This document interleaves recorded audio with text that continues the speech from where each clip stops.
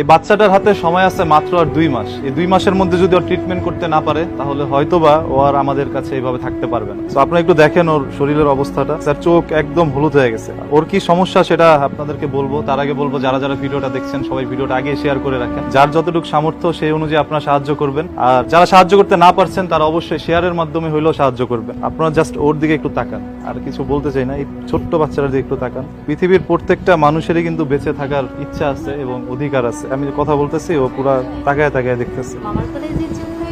এই হচ্ছে ওর আম্মু। ওর হচ্ছে ডক্টর বলেছে ওর লিভার ড্যামেজ, ওর জন্মগতভাবে হচ্ছে পিত্তনালী ব্লক ছিল আর কি, যেই কারণে শরীর থেকে যে জন্ডিস বা পিত্ত আছে সেটা বের হতে না পারার কারণে আস্তে আস্তে লিভারটা ফুল ড্যামেজ হয়ে গিয়েছে। এখন হচ্ছে ওর লিভারটা ট্রান্সপ্ল্যান্ট করতে হবে। এটা কোথায় করবেন? আমরা হচ্ছে অলরেডি একবার ইন্ডিয়ার চেন্নাই নিয়ে গিয়েছিলাম। ওর যে প্রাথমিক ট্রিটমেন্ট বলে ওটাকে হচ্ছে ডক্টরি ভাষায় কাসাই সার্জারি বলে।